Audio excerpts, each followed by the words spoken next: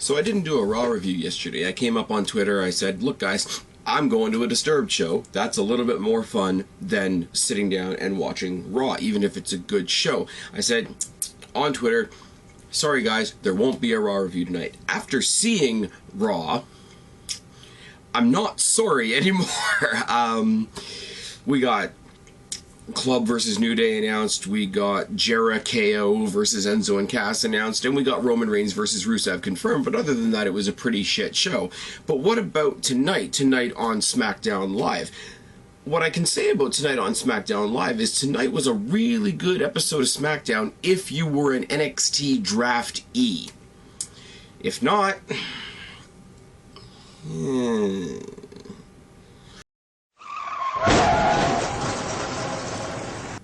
What's going on, everybody? It's your buddy, it's your pal Spaz Phoenix, the YWC Reality Check, here with your Tuesday night SmackDown review for August. I believe it's the 9th. Yes, it is. Look at me, even knowing what fucking day it is.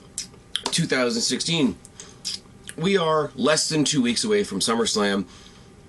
This show, other than some video packages, didn't do much to build to SummerSlam, but it was still a fun show. For me, we started out in the back with Randy Orton arriving in the arena, being asked, hey, with Brock Lesnar on your mind for SummerSlam, how are you going to focus on your match with Del Rio tonight? And he basically, you know, shrugs it off, reminds us that it only takes one RKO to get to Viperville. Del Rio shows up out of nowhere like an RKO and says, how are you going to hit that one RKO with a broken arm? Very nice. We start off the show with Wyatt, what's left of the Wyatt family, Wyatt and Rowan. Really makes you wonder what Harper's doing right now. You know, down in the bayou feeding the alligators or some shit. Last week I didn't lose to Ziggler. I was a victim. He cheated because he was desperate. I made him desperate. Everything was taken away from me once again. I am a god. You can't kill a god. You should ask your buddy Ambrose. He knows me all too well. This is now my show. It's not about red. It's not about blue.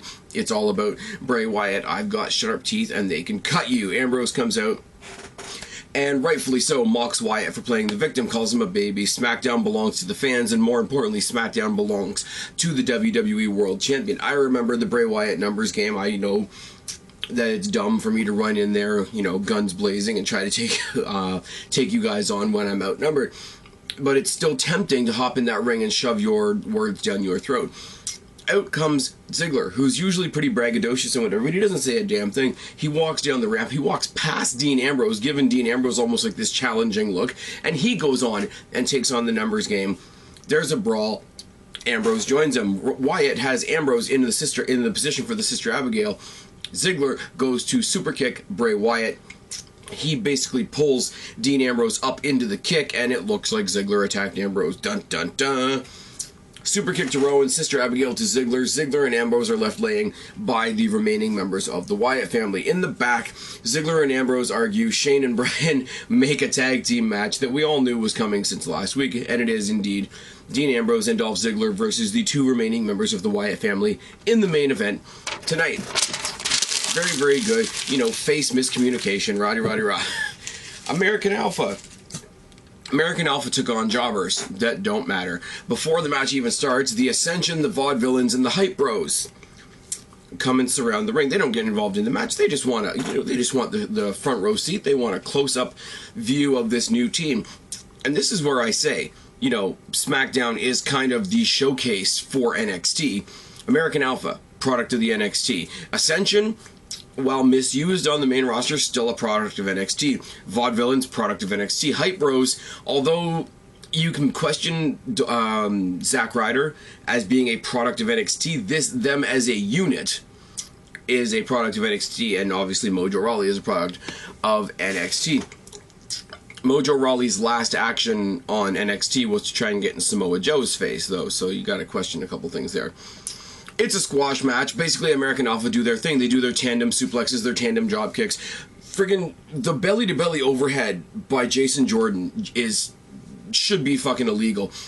Grand Amplitude get the obvious win for American Alpha, but the other four teams, once the jobbers are out of the ring, the other four remaining teams, they brawl. It doesn't really remain a brawl for very long, because really it just becomes a clinic, a suplex clinic by the American Alpha. This was obviously done for two reasons. It was done to show us what American Alpha can do, and it was done so that they could kill time, so that the announcers could big up the new SmackDown World Tag Team titles that are going to be created in the future. Renee Young tries to talk to The Miz in the back about his upcoming match with Apollo Crews at SummerSlam. Now, Renee Young is at that like backstage desk interview area that I really don't like. Miz and Maurice make out in front of her, and then they show a video package on Apollo Crews, and then they go back to Renee Young, who's still watching Miz and Maurice make out. So that's wonderful. Becky Lynch versus Eva Marie, attempt number 2. She doesn't hurt herself this week, but she does have a wardrobe malfunction. Eva leaves. The announcers actually announce that the match has been canceled due to wardrobe malfunction, which is cool. Becky Lynch gets some mic time. Basically, you know, this isn't, I'm not gonna be left here laying 2 weeks in a row. I won't go to the back until I have a fight. She throws out an open challenge, and oh my god, the WWE gods are listening to me. For once, isn't the match ended, or isn't the open challenge answered by Alexa Bliss? Now, this isn't the match I wanted to see entirely, because it doesn't really, there's bullshit. But if this is going to be a secondary women's match at SummerSlam, oh, your buddy, your pal, Spaz Phoenix is a happy boy. Match starts with a choke. Alexa Bliss basically says she can make her debut by beating SmackDown's #1 female pick. And I had forgot that Becky Lynch was SmackDown's #1 female pick. I don't even remember if that's accurate, to be perfectly honest with you, but it is what it is. Choke on the ropes and a face plant by Bliss, a hair takedown by Bliss and multiple pin attempts, neck vice by Bliss, multiple body blows by Lynch, rolling clotheslines, a corner elbow, and an exploder suplex by Lynch, but we hear Eva Marie's music again.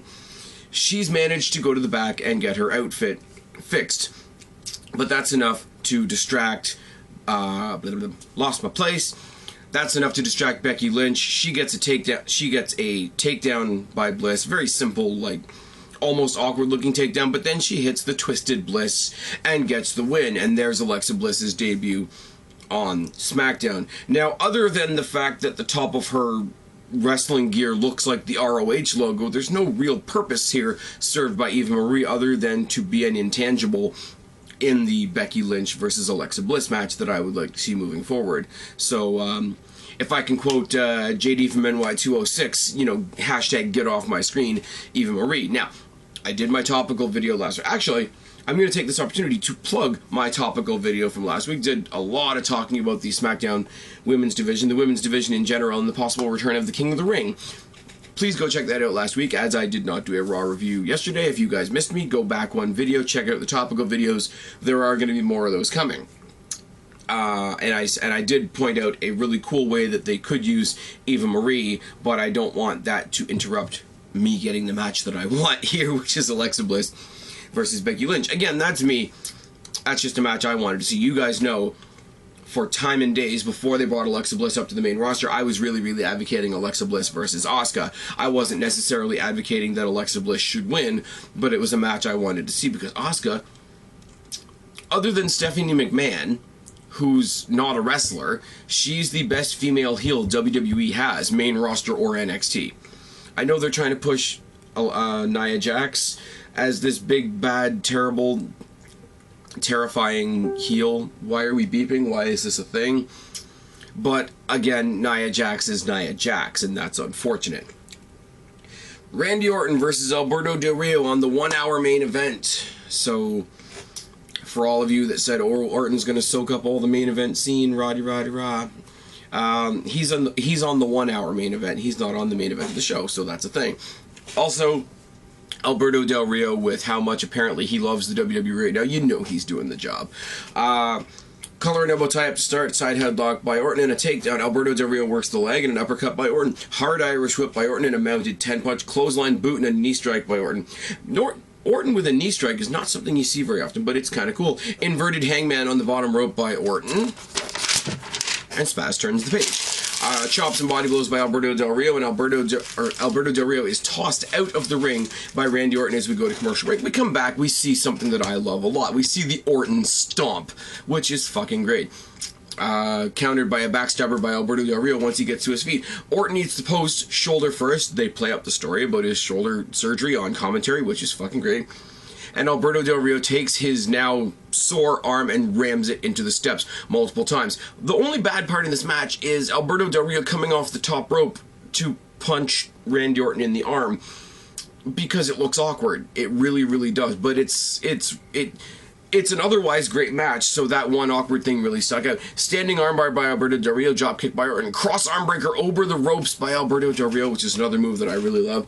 Alberto Del Rio is crossed on the top rope, and he eats a second rope superplex by Randy Orton. Both men trade punches and kicks for a while, then Randy Orton goes into his 5 moves of doom: the rolling clothesline, the snap slam, the suspension DDT. Alberto Del Rio bails, clothesline over the guardrail by Orton, chair shot to the arm by Alberto Del Rio. On the outside, gets the disqualification win. More chair shots, and Orton once again eats the post shoulder first, but manages to toss Alberto Del Rio back in the ring like the bitch that WWE has made him, and make him eat an RKO to end the segment.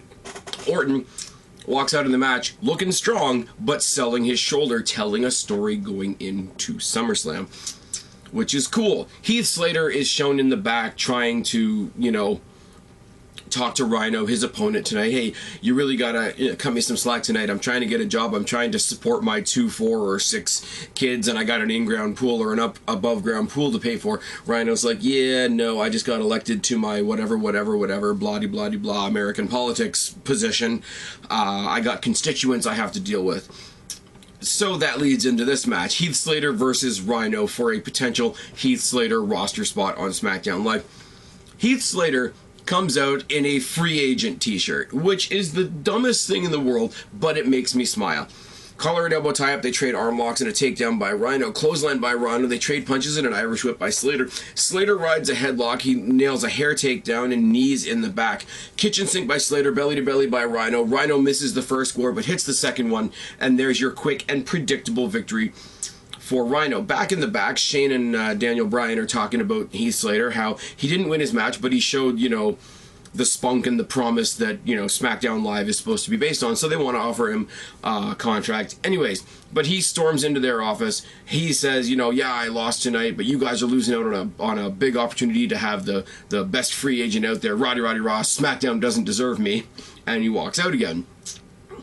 2 authority figures are left there saying, well, I guess he won't be needing this contract then. So the Heath Slater trying to get a job angle is going to continue. And you know what? For what it is and for how harmless it is, I really don't care at this point. It is a thing. Carmella versus Natty actually happened this week. They show replay from last week where Natty, who's struggling to remain relevant, attacked Carmella in the aisleway. Natty tried to get some relevance from Becky Lynch. That didn't really work. Carmella's just come up to the roster, so she's got a bit of NXT hype behind her still. So Natty, leeching on relevance from everybody, is now fighting with Carmella for reasons. They brawl on the ramp. Thez press and mounted punches in the ring by Carmella. Takedown by Natty. Choke on the ropes and a vertical suplex. Mudhole by Natty. Snapmare and a surfboard takedown. And a clothesline by Natty. Abdominal stretch, another clothesline. But the code of silence, which is apparently what they're calling Carmella's inverted triangle choke, gets not only the win for the new SmackDown roster member, fresh from NXT, but the submission win over the only heart in the WWE, which does kind of make me smile. We see a video package for Cena versus Styles at SummerSlam. Neither one of them are on the show tonight, so yay. And then we see the last little bits of Baron Corbin beating up Kalisto for costing him his Intercontinental title shot last week. It's an easy story, I guess. I'm going to make a bold prediction that we're going to see Baron Corbin versus Kalisto on the pre-show, and at that point I really hope they do give Corbin the win, because I know Kalisto, they want to do the underdog thing, they want to do the Rey Mysterio thing so much, but let's just acknowledge for once that somebody twice your size might be able to kick the shit out of you. Oh yes. I like Kalisto, guys. Don't get me wrong. Cruiserweights are on Raw. Kalisto should have been drafted to Raw. They could have brought Sin Cara to SmackDown to fill this role, and it would have been a little more even. I will say Dark Sin Cara on Raw this week was relatively cool. Him and Neville teaming up to take on the Dudley Boys and win was kind of shit. But this new darker iteration of Sin Cara could be something cool going forward. Could be something they could have done on SmackDown. Put the more cruiserweight guy of the broken team where the cruiserweights are going to be. Because I guarantee you, when they create that title, Kalisto is going to hold it eventually. He's a good little guy, but he should not be beating people like Baron Corbin. I'm not saying Baron Corbin's fantastic by any stretch of the imagination, but it's one of those situations. It's like, okay, I gotta go back to it once again. When Rey Mysterio used to take on the fucking Big Show and Undertaker and Mark Henry, it's like, fuck off and stop screwing with my suspension of disbelief. That is detrimental to people being able to enjoy the show because it's fucking stupid. Oh, yes. Ziggler and Ambrose versus Wyatt and Rowan is our main event, and I'm not gonna lie, I like Wyatt, Ziggler, and Ambrose. Rowan can go fuck off. But this match was incredibly underwhelming. I'm going to run you through it because it's what I do. But nothing popped in this match. I had more fun watching Alexa Bliss and Becky Lynch. I had more fun watching Carmella own Natty. You guys know I'm a mark for Orton and Alberto Del Rio, so obviously I enjoyed that match. Rhino kicking the shit out of Heath Slater was fun. This was just... It feels like we're just sort of painting by numbers towards their match at SummerSlam. Their match at SummerSlam is something I'm very much looking forward to, and I think something a lot of people are underrating criminally just because the main event from Raw is going to be a lot better. You know, better doesn't make this shit. Better means this is good, this is better. But that's just me. Wyatt and Ambrose brawl, mudhole stomp by Ambrose. Ziggler and Wyatt trade some punches for a while. Dropkick by Ziggler. Clothesline by Rowan from the outside in as we go to commercial break. Ziggler and Wyatt continue to brawl as we come back from break. Body slam by Wyatt. Rolling clotheslines by Ambrose. Corner splash and a bulldog. Clothesline by Wyatt. Splash by Rowan and a head... The head vice thing looks really dumb too. You can do this as much as you want. It looks dumb. Really dumb. And the only other person that JBL can constantly reference on commentary doing it is Sergeant Slaughter. And I'm sorry, with the young demographic that WWE is aiming for these days, most of your target audience doesn't know who the fuck Sergeant Slaughter is. Sad, but true. Body blows by Rowan and a Uranagi on the apron by Wyatt, which is fucking great. Neckbreaker, but let me just say, Uranagi on the apron makes me think of Owens doing the pop-up powerbomb on the apron. It's got that same sort of, that's already a wicked move. That's already you being thrown at the ground. Now let's do it on the pointed edge of the hardest part of the ring, as every commentator will tell you. Shower of elbows and a spike DDT by Ziggler. Spin kick by Rowan, that's passable at best. Zigzag by Ziggler. Ambrose tosses Wyatt out of the ring and hits him with a suicide dive so that Ziggler can hit the super kick on Rowan. Of course he was going to eat the pin. Ziggler and Ambrose get the win. Ziggler's music is playing, so they talk a lot on commentary about how it gives him momentum, but the champion was on the same team as him, so did he not also win and gain momentum? That Being on a team with the champion doesn't get you momentum against the champion at SummerSlam. That one doesn't work. Especially when Ambrose turns around and knocks out Ziggler with the dirty deeds to end the show. Fucking yes. They talked in the back earlier. I should have mentioned this, but, you know, I didn't. Ambrose is like, I owe you one for accidentally kicking me in the head at the beginning of the show. I hit you with the dirty deeds at the end of the show. Commentators go crazy talking about how the two are even now going into their match at SummerSlam. As I say, this will not be the match that steals the show, but I do think it'll be a lot better than a lot of people are predicting. We waited for a long time for Ziggler to be acknowledged as the potential main eventer that he could be. Now that it's the whole two titles thing again, who knows? I really wish people would give this match more of a chance. Yes, Balor versus Rollins is going to be better. Yes, Orton versus Lesnar is going to be better. Yes, Styles versus Cena is probably going to be better. But that doesn't change the fact, better doesn't change good. I hope that makes sense. I hope I'm not, you know, sounding like a dick here. I'm not trying to change anybody's opinion. But if something's good, something awesome coming along doesn't change the fact that this is good. I'm getting repetitive because I'm still tired as fuck from yesterday. For anybody in the Toronto area that was at the Disturbed concert at the Molson Amphitheater last night, throw your thoughts on that show down in the box below. I know it's not wrestling related, but anybody else that happened to be there and wants to share some concert memories, go ahead and do so. Anyways, this has been my thoughts on SmackDown this week. I, of course, am Spaz, your YWC Reality Check. Subscribe up there, talk down there, start a conversation, keep all these conversations going. Don't be a stranger. I will talk to each and every last one of you later, but for right now, I'm tagging out. Bye, guys.